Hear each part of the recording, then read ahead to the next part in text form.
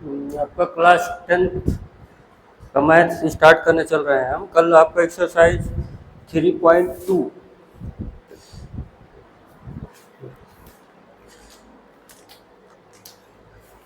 ये आपका class 10th math है। क्लास 10th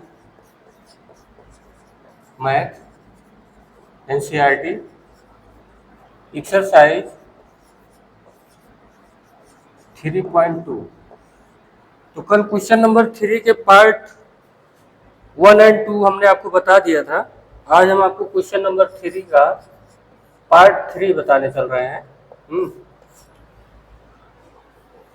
देखिए कह रहा था coach of A cricket team by 7 bats and 6 ball for risk 3800।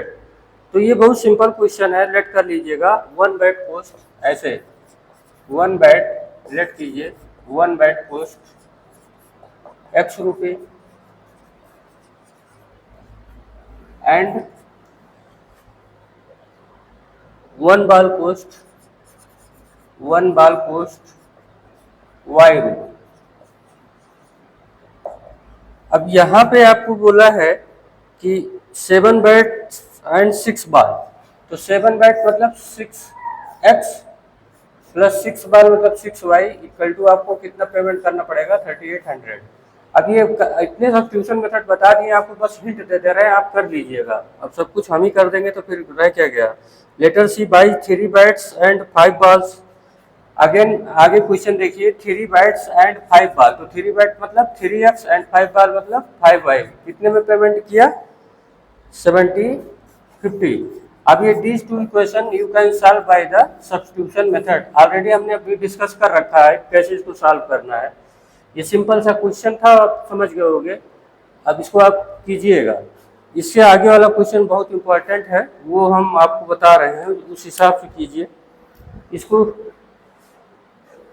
ये आपको क्वेश्चन नंबर 3 बस मैंने वो दे दिया है आपको आइडिया हिंट, उसके बेस पे आप कर लीजिएगा इसको, कुछ है नहीं। क्वेश्चन नंबर 3 का पार्ट 4 देखिए। क्वेश्चन नंबर 3 का part 4, question number 3 part 4। The taxi charge in A city consist of a fix charge together with the charge for the distance covered. इसको लिखना बहुत जरूरी है, नहीं तो आप समझ नहीं पाएंगे। The taxi charge the taxi charge in a city consist of a fixed charge।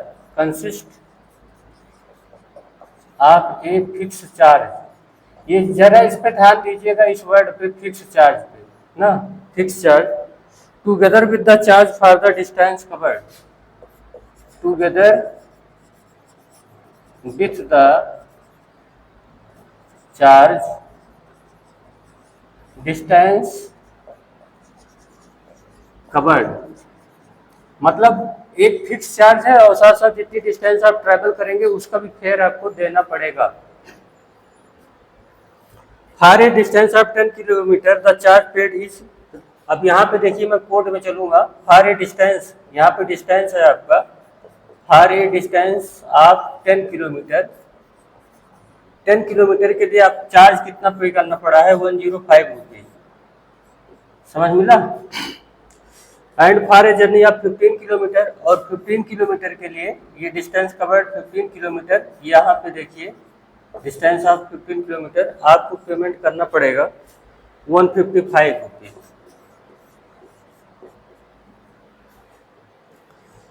What are the fix charge and the charge per kilometre. तो अपने को ये निकालना पड़ेगा फिक्स चार्ज, ये फिक्स चार्ज क्या है इतने में इसका, और डिस्टेंस पर किलोमीटर चार्ज क्या है, मतलब डिस्टेंस पर किलोमीटर चार्ज क्या है।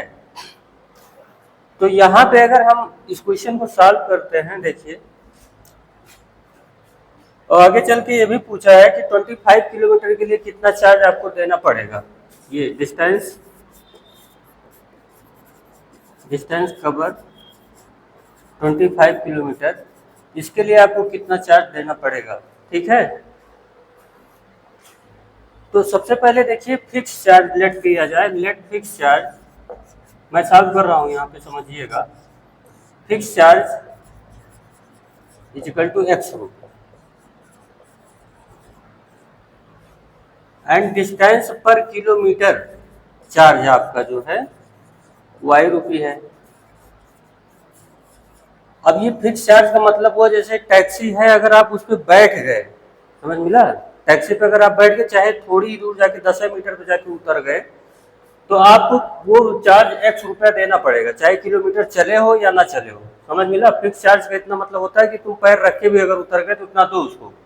5 रुपये फिक्स चार्ज है तो उसमें बैठ के भी उतर गए तब भी वो बोलेगा हमें 5 रुपये दीजिए, किलोमीटर चाहे ट्रेवल किए हो या ना किए हो। ये होता है फिक्स चार्ज का मतलब। तो समझ गए फिक्स चार्ज। अब यहाँ पे देखिए डिस्टेंस आप 10 किलोमीटर, तो 10 किलोमीटर में कितना पेमेंट करना पड़ा आपको 105, ठीक है। तो यहाँ पे देखिए for the distance of 10 kilometre, तो जब डिस्टेंस 10 किलोमीटर आप चलेंगे यहाँ पे इस पर टैक्सी पे, तो यहाँ पे फिक्स चार्ज आपका 100 रुपये है ही है। मैंने बोला कि बैठ के उतर भी जाओ तब भी चार्ज हो गया 100 रुपये, और पर किलोमीटर का चार्ज वाई रुपये है, तो 10 किलोमीटर का क्या होगा X plus 10 Y equal to कितना पेमेंट करना पड़ा 105। ये आपकी इक्वेशन नंबर 1।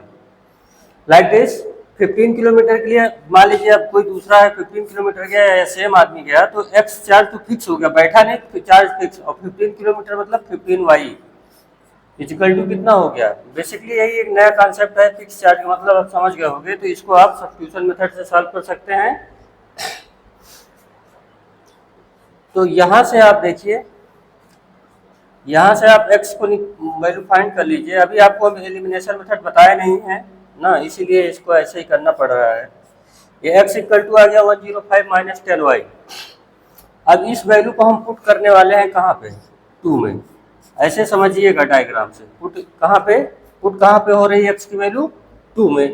तो x की वैल्यू यहाँ पुट कर दीजिए 105 minus 10y plus 15y is equal to 11155। तो यहाँ पे देखिए ऐसे नंबर एक साइड कर दीजिए, 105 minus 155 is equal to minus 10y plus 15y solve करिए तो 5y आएगा प्लस 5y, ठीक है। तो इस साइड में आएगा तो माइनस 5y हो जाएगा। अब आप 10th वाले हो, इतना ट्रांसफर रूल बताने की कोई विशेष जरूरत है नहीं, इतना जानते हो सब। ये इतना कितना आएगा 105 माइनस 155 माइनस 50 कितना आएगा minus 50 is equal to minus 5y। तो माइनस माइनस आपका प्लस हो जाएगा और माइनस माइनस प्लस हो जाएगा, y इक्वल टू आपका 10 आ गया, ठीक। y इक्वल टू कितना आ गया 10, ये y कितना आया 10, ठीक है। अब y की वैल्यू 10 यहाँ पे ये जो ये वाला फॉर्मेट है यहाँ पे पुट कीजिए। अब यहाँ पे देखिए x इक्वल टू क्या है, x इक्वल टू है 105 माइनस 10y। तो 105 माइनस 10 y की वैल्यू आई है आपकी 10, तो आपका आ गया 5। इसका मतलब फिक्स चार्ज आपको कितना मिल गया, फिक्स चार्ज आपको 5 रुपये है, समझ मिला। एक्स आपका फिक्स चार्ज है 5 रुपये है, डिस्टेंस पर किलोमीटर चार्ज यहाँ पे 10 रुपये है। अब ऐसे ही 25 किलोमीटर का क्या होगा, for the distance of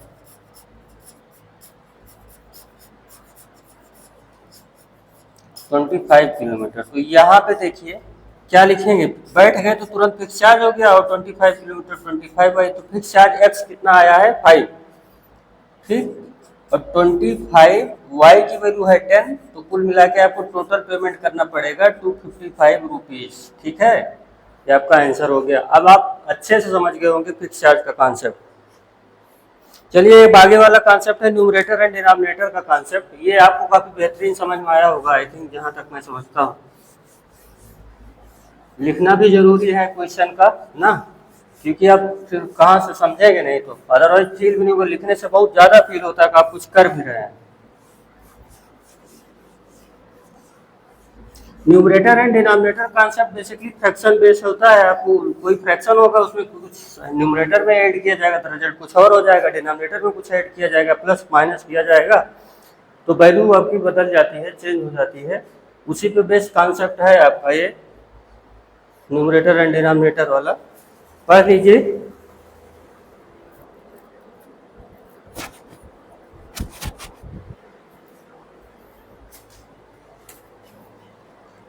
question number 3 part 5 है आपका एक्सरसाइज 3.2 एनसीईआरटी मैथ है क्लास 10th का। अगेन एंड अगेन रिवीजन करने की कोई वो जरूरत है नहीं। ए फ्रैक्शन बिकम्स 9/11। तो सबसे पहले तो यहाँ लेट कीजिए फ्रैक्शन। देखिए जो मैं लिखने वाला हूँ वहीं से क्वेश्चन सब क्लियर हो जाएंगे। लेट द फ्रैक्शन, फ्रैक्शन आपका क्या है x/y, ठीक है। अकॉर्डिंग टू क्वेश्चन, अगर क्वेश्चन से अकॉर्डिंग टू क्वेश्चन अगर हम बात करें तो आप काफी कुछ क्लियर हो जाएगा क्वेश्चन क्या बोल रहा है यहाँ पे। A fraction becomes 9/11 if 2 added to both numerator and denominator. जो आपने फ्रैक्शन लिया है x/y, इसमें अगर न्यूमरेटर में भी 2 ऐड करेंगे और डिनोमिनेटर में भी 2 ऐड करेंगे तो आपका जो फ्रैक्शन होता है वो बिकम हो जाता है 9/11। तो क्वेश्चन तो ऑलरेडी आपको समझ में आ गया होगा। If in a fraction you added 2 in numerator and denominator it becomes 9/11। ठीक, अभी आपका फर्स्ट इक्वेशन भी बन गया है। चाहो तो अब यहाँ पे आप क्रॉस मल्टीप्लाई कर लीजिए, ऐसे बनेगा 11x + 22 = 9y + 18। यहाँ पे आपका हो जाएगा 11x - 9y = 18 - 22 = हुआ -4। तो 11x - 9y = हो गया -4। ये आपका एक फर्स्ट इक्वेशन हो गया, ठीक। एंड द सेकंड पार्ट है, if 3 is added to both numerator and denominator it becomes 5/6। अब न्यूमरेटर एंड डिनोमिनेटर में अपने लोग +3 करने वाले हैं अकॉर्डिंग टू क्वेश्चन। मतलब न्यूमरेटर में भी 3 ऐड किया और डिनोमिनेटर में भी 3 ऐड किया, तो ये बन जाता है 5/6, ठीक है। तो अब यहाँ पे ऐसे इसको क्रॉस कर लीजिए, तो 6x + 18 = हो गया 5y + 15। 6x - 5y = हो जाएगा 15 - 18 - 3। ये आपके 2 पार्ट हो गए, equation first and equation available. Sorry, ये सब्स्टिट्यूशन मेथड से आप इसको सॉल्व कर लीजिएगा तो आप क्या पा जाएंगे, x एंड y। और जब आप x एंड y पा जाएंगे, वैल्यू फाइंड हो जाएगी आपकी, तो आपका जो फ्रैक्शन पूछा है, फ्रैक्शन में क्या है, फ्रैक्शन आपका है x/y। तो x की वैल्यू और y की वैल्यू पुट कर दीजिए। ये मैं नहीं सॉल्व करने वाला सब्स्टिट्यूशन मेथड, बहुत ज़्यादा सॉल्व किया जा चुका है, मैंने आपको सिंपल करके दे दिया है, कर लीजिएगा। अब चलिए पार्ट 5 पे आते हैं, एज बेस वाले पे। लास्ट क्वेश्चन है आपका एक्सरसाइज का। इसको आप सब्स्टिट्यूशन मेथड से सॉल्व कीजिए तब तक।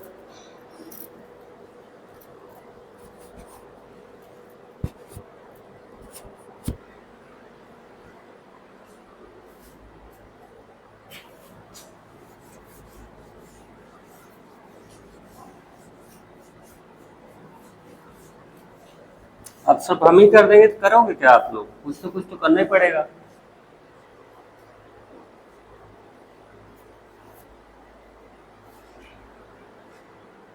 फाइव ईयर हैंस, देखिए आपका है 5 year hence the Jacob. Question number 3 part 6 यहाँ पे है, 5 year hence the age of Jacob will be 3 times that of his son. मैंने आपको ऐसे सिखाया था, आपको ये बोला था ये प्रेजेंट लाइन है, ये आपका प्रेजेंट लाइन होगा और ये आपका पास्ट होगा और ये आपका फ्यूचर होगा। तो यहाँ पे बात किया जा रहा है जैकब और उसके सन के बारे में, ठीक है। तो सबसे पहले तो उसने बोल दिया 5 ईयर हैंस, अब से 5 साल बाद the age of Jacob will be 3 times that of his son. 5 year ago Jacob age was 7 times that of his son. तो सबसे पहले पास्ट से चलते हैं ऐसे, यहीं पे देखिए कि इसी में क्वेश्चन भी क्लियर हो जाएगा और क्या करना है ये भी क्लियर हो जाएगा। आप इसके लिए टेंशन मत लीजिएगा कि क्वेश्चन क्या है। यहाँ पे एक है जैकब, सबसे पहले क्वेश्चन में समझिए एक जैकब है और उनका सन है। तो क्वेश्चन में बात किया गया है कि 7 ईयर अगो, तो 7 ईयर अगो मतलब इनकी एज प्रेजेंट से जो भी होगी उसमें -7 किया जाएगा और सन की भी एज से -7 किया जाएगा। तो यहाँ पे आपका लेट किया जाएगा, यहाँ पे जे फॉर जैकब और एस फॉर सन, ठीक।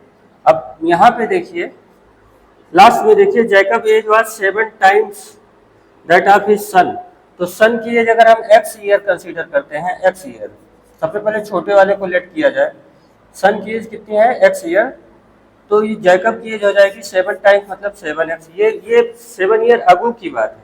अब यहीं से पास्ट से प्रेजेंट में जब आएंगे तो प्रेजेंट में क्या होगा, जैसे आप सोचो आप 10 साल पहले 20 साल के थे, तो प्रेजेंट में अभी कितने होंगे, 30 ईयर के होंगे, क्योंकि एज आपकी 10 ईयर इधर आने पे इंक्रीज हो जाएगी जब प्रेजेंट में आएंगे। तो ये जैकब आपका बन जाएगा 7x प्लस 7 ईयर का। और जो आपका ये सन है, इनका जैकब का जो सन है, ये कितना बन जाएगा, x प्लस 7। ठीक, यहाँ तक क्लियर हो गया। लास्ट लाइन से देखिए, 7 year ago Jacob was 7 times of his son age. ठीक, तो ये यहाँ तक क्लियर हो गया। अब यहीं से 5 ईयर हैंस बोला है, 5 ईयर हैंस, तो 5 ईयर हैंस मतलब प्लस 5 ईयर करना पड़ेगा, plus 5 year after 5 year, after 5 year, after 5 year Jacob की एज यहाँ पे क्या हो जाएगी, जो फ्यूचर के रिस्पेक्ट में चल रहे हैं तो इसकी एज में 5 ऐड हो जाएगा, ये बन जाएगा 12।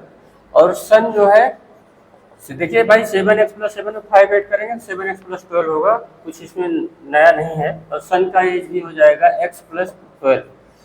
ठीक, 7 में 5 ऐड कर दिया।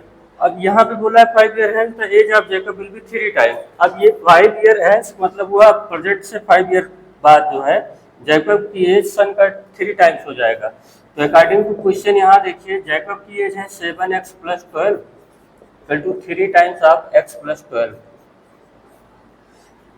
तो 7x plus 12 equal to 3x plus 36। तो यहाँ से 4x इक्वल टू आएगा 24, तो x इक्वल टू आ गया 6। अब अगर x इक्वल टू 6 आ गया, you can find out any value, present past future ना। अभी क्वेश्चन में क्या है, what are their present age, तो प्रेजेंट एज की बात कर रहा है, तो जैकब की प्रेजेंट एज क्या हो जाएगी, 7 इंटू 6 प्लस 7, और सन की एज हो जाएगी 6 प्लस 7 मतलब कि 13, और ये 6 7 जा 42 प्लस 7 49। यहाँ पे आपका x 6 आया है, यहाँ 6 और ये 42, और यहाँ पे प्रेजेंट में हो गया सन का 13 और ये 49। ठीक है, इस तरीके से आप एक्सरसाइज 3.2 फिनिश होती है। कल आपको बताया जाएगा एलिमिनेशन मेथड, क्लास 10 फॉलो।